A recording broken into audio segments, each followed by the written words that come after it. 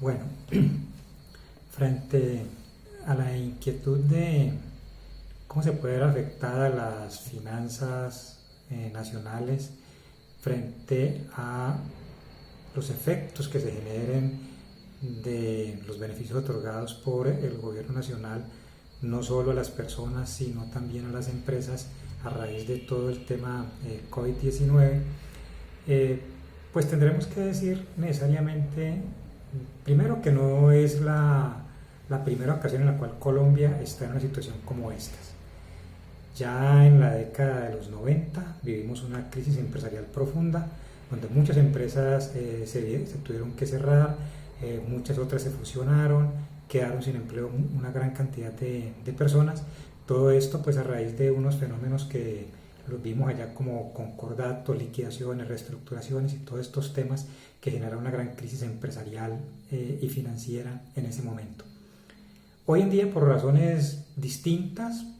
pero con iguales consecuencias, encontramos el tema del COVID-19. Este es un tema que nos ha llevado a que muchas de nuestras empresas vean frenada su posibilidad de generación de ingresos,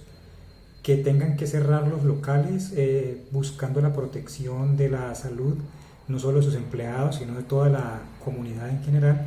y que pues obviamente uno pensaría que cuando la economía surge este tipo de impactos, pues tiene que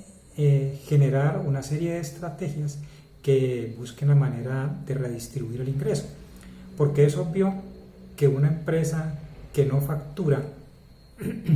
pues no puede pagar los salarios de sus personas, sus trabajadores,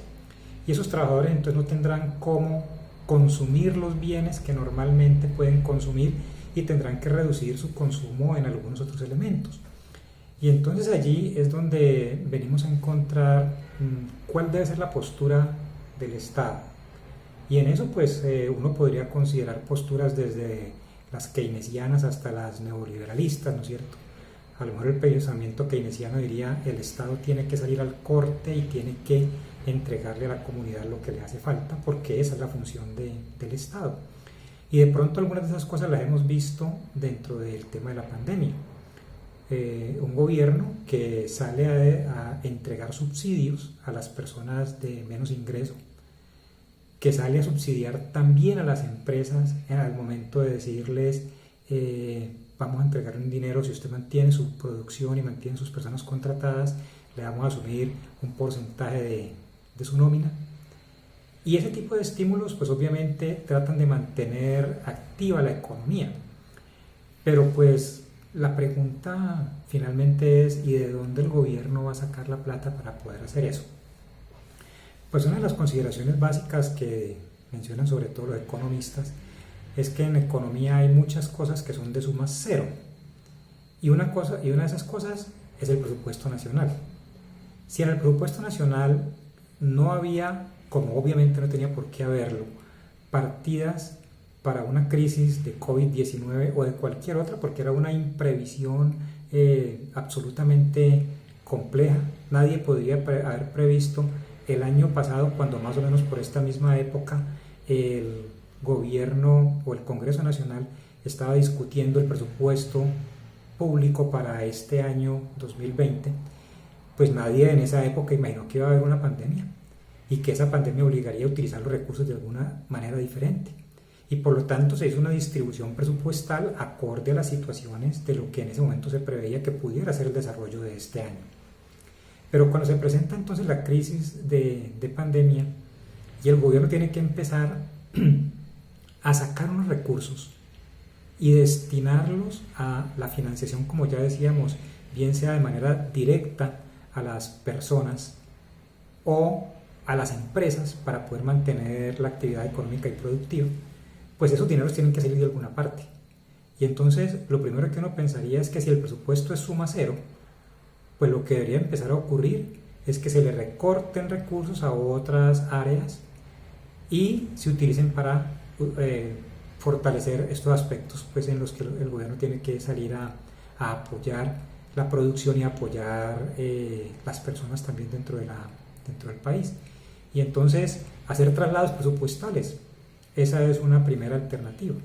a menos que se vea la posibilidad de generar unos ingresos también de fuentes extraordinarias que no estaban contempladas inicialmente en el presupuesto y que pueda con esas fuentes cubrir estas ayudas. Y entonces, pues, por eso también vemos un esfuerzo del gobierno en moverse, en buscar a través de la Organización Mundial de la Salud y de otros organismos multilaterales la posibilidad de tener unos apoyos económicos que permitan, pues, movilizar esos recursos y que el impacto no se vea tan fuerte en el presupuesto de tener que disminuir necesariamente los recursos que ya estaban destinados en un área para destinarlos a esta. Pero en mi opinión particular, yo considero que algo que sí debería de hacer el gobierno y que lo estamos reclamando desde hace ya varios años, desde la crisis económica anterior, es la destinación del famoso 4 por mil, del gravamen a los movimientos financieros, que se estableció en la década de los 90 como la posibilidad de un rescate para el sector financiero que tuvo su crisis en ese momento. Y efectivamente el sector financiero se rescató, salió de sus problemas y toda la cosa, y el famoso 4 por mil, que en ese entonces era un 2 por mil, no solamente se sostuvo, sino que se incrementó, pero peor aún, no sabemos con claridad cuál es la destinación hoy en día de esos recursos. Y ese tipo de recursos, pues yo creo que deberían estar orientados hacia la posibilidad de tener un fondo de reserva que permita, en momentos de crisis como esta, atender a la comunidad para sostener los ingresos que se están dando, los auxilios que se están dando, que son convenientes obviamente para que la persona mínimamente tenga cómo comprar elementos de manutención, y que también sirvan para apoyar a las empresas como efectivamente se está haciendo, pues a partir de poder apalancar un 40% de las nóminas. Y entonces yo diría que es el momento de rescatar ese famoso 4 por mil, de darle una verdadera intención social. Yo creo que ya todos los colombianos estamos acostumbrados a pagarlo. Yo no diría que sea momento de quitarlo, sino que es un momento más bien de reorientarlo y de definirlo como un fondo de reserva para cuando este tipo de crisis se puedan presentar. Desde ese punto de vista, pues yo plantearía la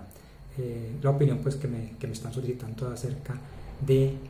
cómo el gobierno realmente puede sortear esa cantidad de beneficios, de subsidios que está otorgando a raíz de la pandemia, que era algo que no estaba en el panorama económico ni financiero de ninguno de los países para este año y seguramente para muchos otros. Estos días discutíamos con algunos profesores también interesados en hablar de los temas de planeación y decíamos que en todos los años que hemos estudiado planeación estratégica y matrices DOFA y todo eso, en ninguna parte nadie nos había enseñado que había que colocar dentro de los posibles riesgos una pandemia o de las amenazas. Y entonces yo creo que a partir de este año, yo creo que las amenazas por parte de pandemia, virus y otro tipo de situaciones de la parte de salud van a tener que hacer parte de los planes estratégicos, no solo a nivel nacional, sino también individual en las organizaciones.